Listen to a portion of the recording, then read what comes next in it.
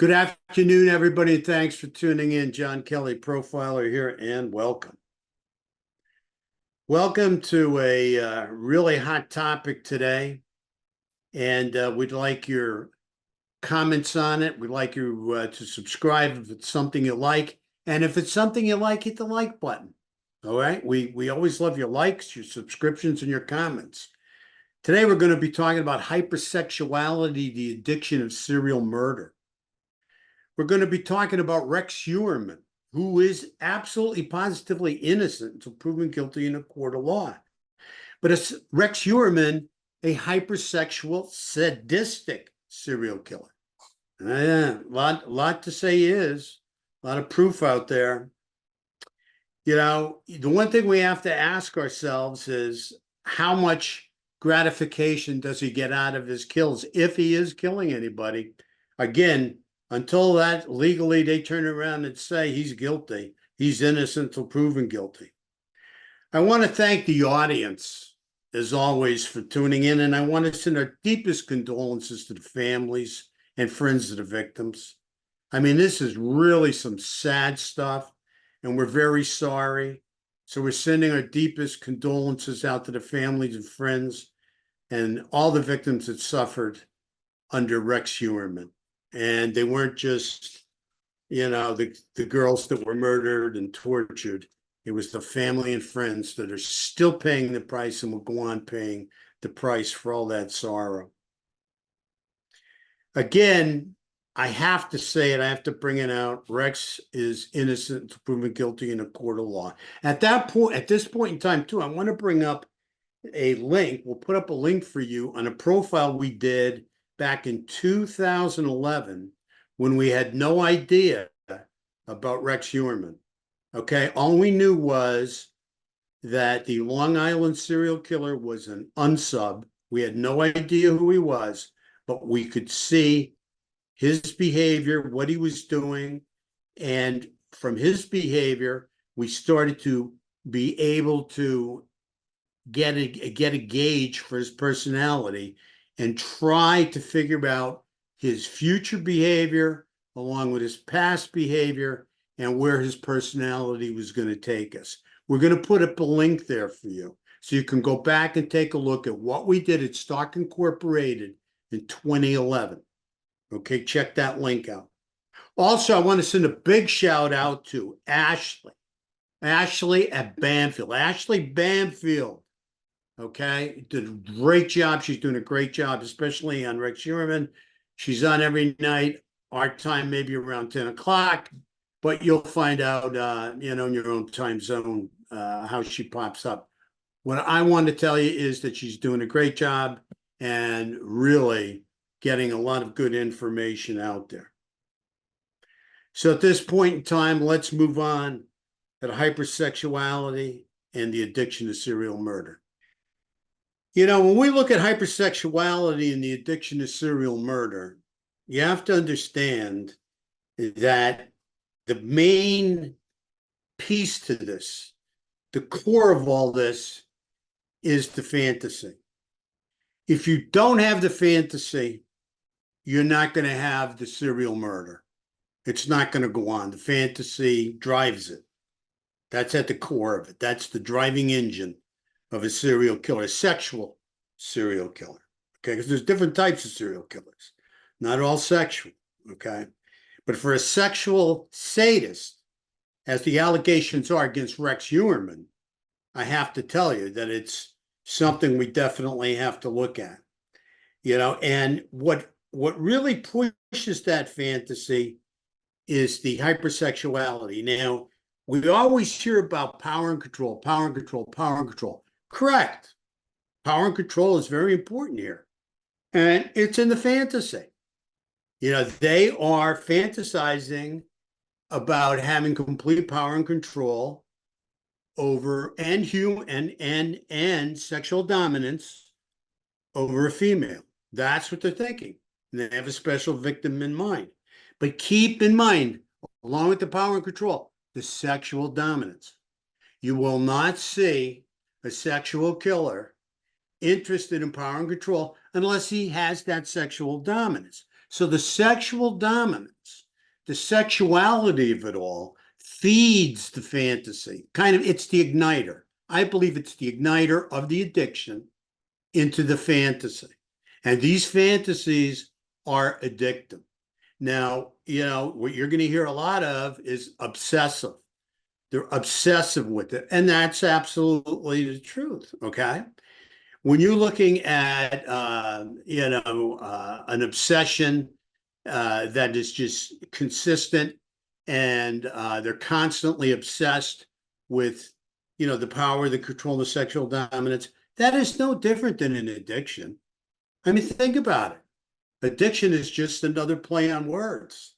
It's just another play on words. These guys are addicted to sexual dominance, and a lot of the time with a sadist, in fact, all the time, I think with a sadist, they're interested in not only the power, control, sexual dominance, they're very interested in the cruelty. Okay, they want to hurt. They want to bring pain and torture to their victim. That's what they're about. Based on what I've seen so far from Rex, tell you what, boys, right up at the top of the list, right at the top of the list, because, he really enjoys seeing females suffer. Very sad, very sad. And you wonder how this could even be human. How could this be human? And to be honest with you, when you're looking at this power and control and sexual dominance, what does it usually always include? Bondage. Bondage.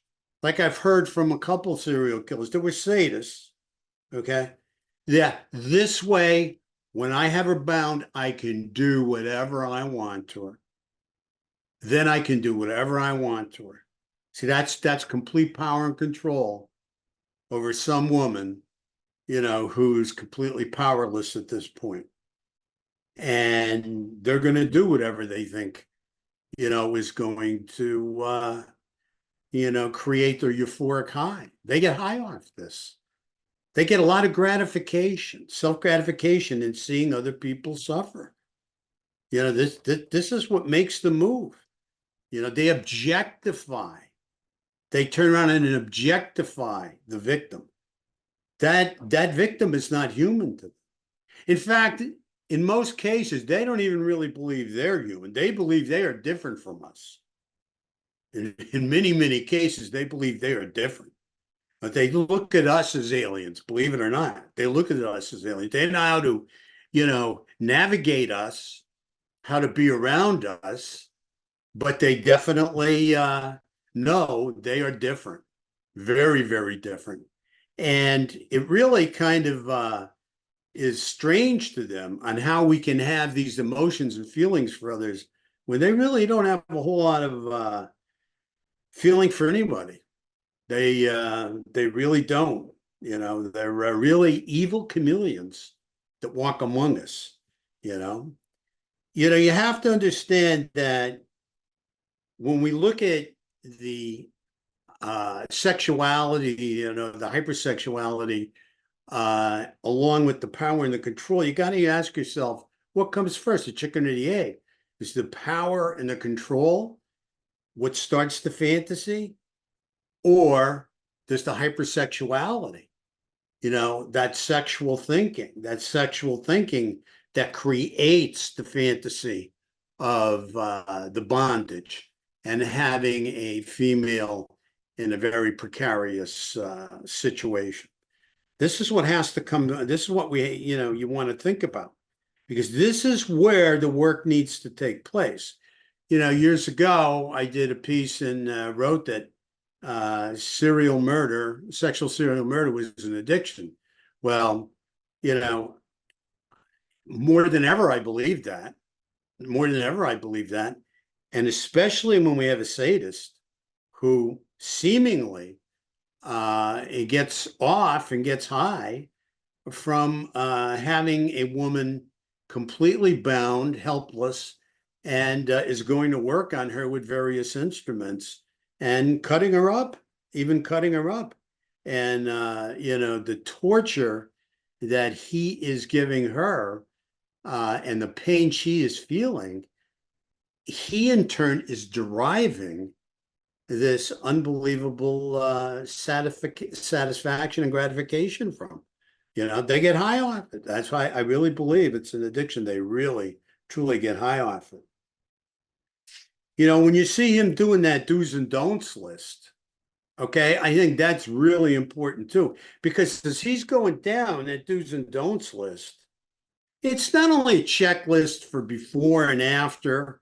He picks somebody up, he kills them, he gets rid of them. It's not just that.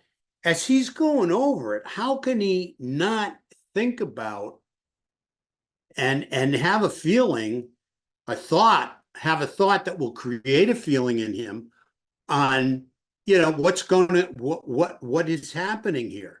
I mean, he's actually getting off on this do's and don'ts list as well.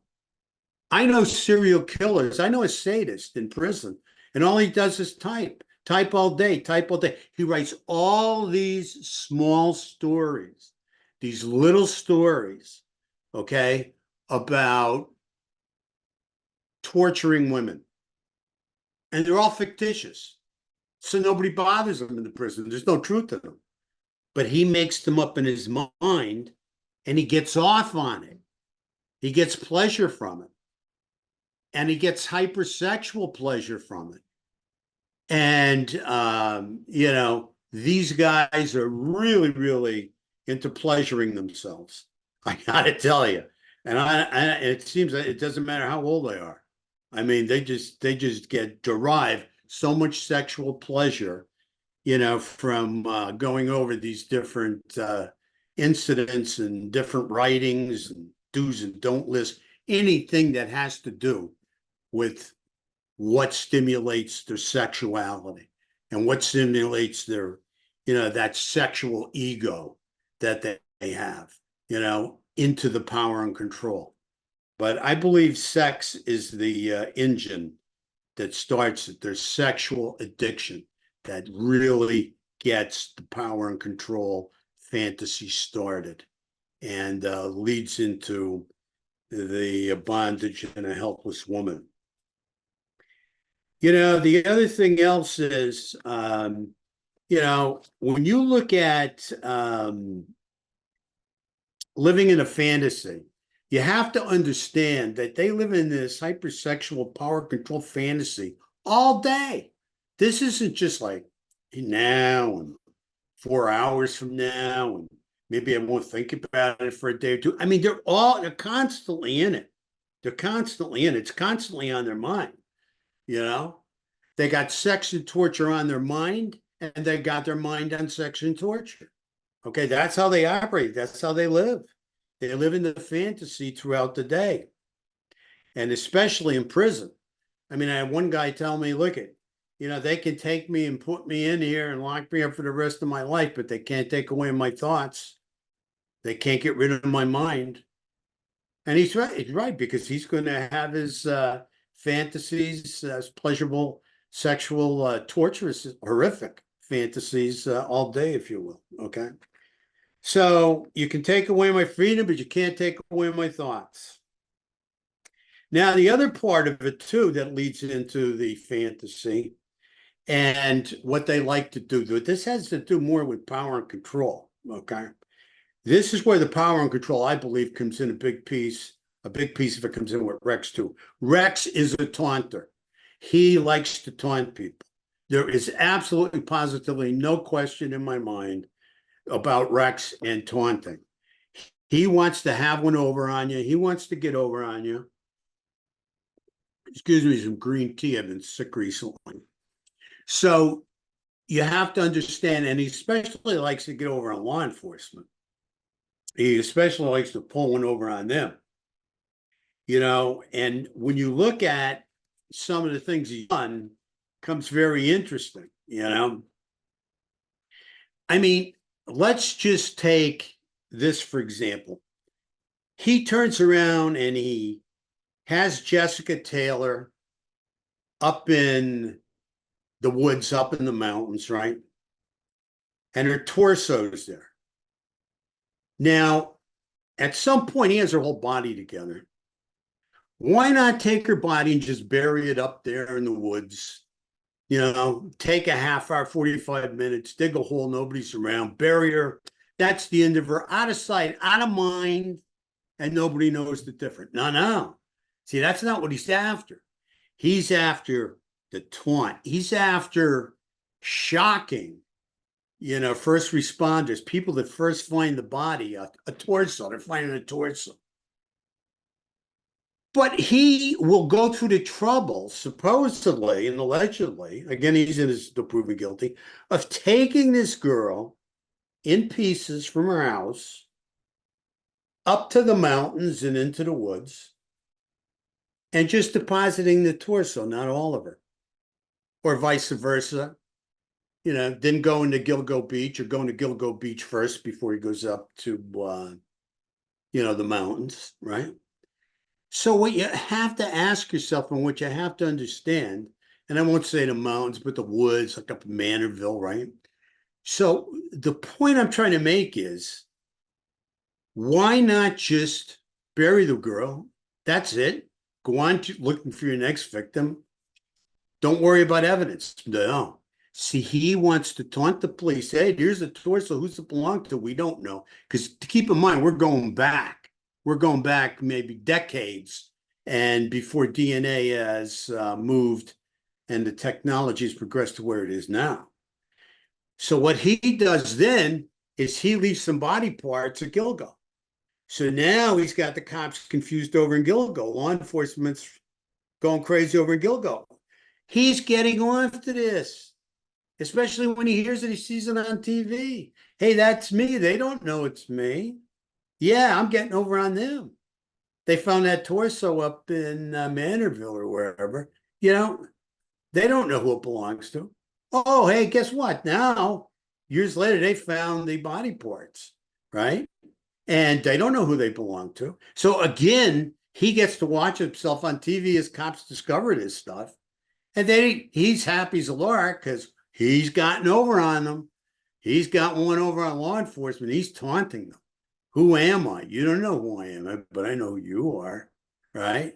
You guys are trying to figure out who I am. I'm the guy you're looking for. I'm the man of the hour. Look at me on TV here. You know? See, this is how they get off. They get off. It's very stimulating when they get into this taunt thing. You know, Zodiac did a lot of that, and some of the others, you know, would constantly taunt law enforcement. You know, it's not because they're getting any kind of sexual stimulation out of that as much as they are the power, the control, and I got one over on you. That's where they're focused, right? The other thing is that, you know, when you're looking at a sexual sadist, anything's up for grabs. I mean, the only thing that this guy's concerned with is pain and suffering, inducing pain and suffering into a human being who he has objectified. And you know what? Again, it's like an addiction because they build a tolerance and they start to get bolder and bolder and bolder because they want to get that high, keep that high going, and their tolerance is growing. So then eventually he starts meeting people. He met one girl. I would suggest you go and check on the internet with Banfield and check out the date he had with a young lady at a restaurant, and then try to get her to go over to his house. Okay. I mean, now he's in full public view at this point in time. Okay. This is later in the game for him.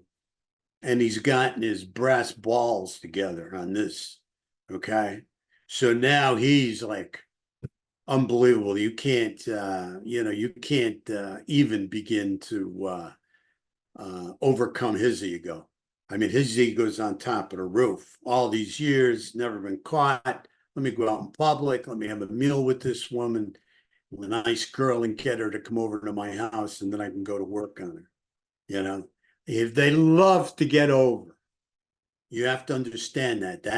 That's part of it. But he couldn't get over on her. She was too smart. She was too smart. Smart New York girl, right? She really understood where he was coming from, and he started talking about, he got into it too much on, the Gilgo, 4 murders. He just seemed to like it too much in front of her, and she picked up on it, said, woo. She texted somebody, I'm come and get her. Anyway, check Banfield out. You'll see it over on online. There'll be a link. In fact, we'll put up a link to that. It's really good when you hear this girl's story. It's very, very important. So this is how they get caught. They just get bolder and bolder and bolder and bolder.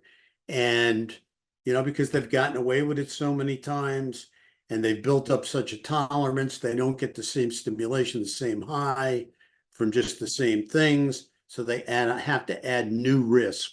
New risk equals new stimulation.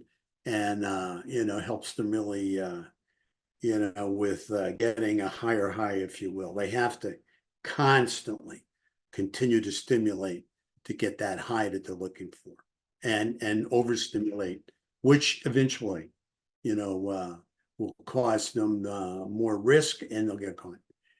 Listen, thank you so much for tuning in. Really appreciate you guys. Let me know your feelings on this. Let me know your thoughts on this. Please give us feedback. We're looking for it. Most importantly, we live in a pretty dangerous world out there. Be careful. Watch yourself. Take care of yourself. Be very careful of your surroundings. Know where you're going. And until we meet again, take care and God bless. Thank you so much.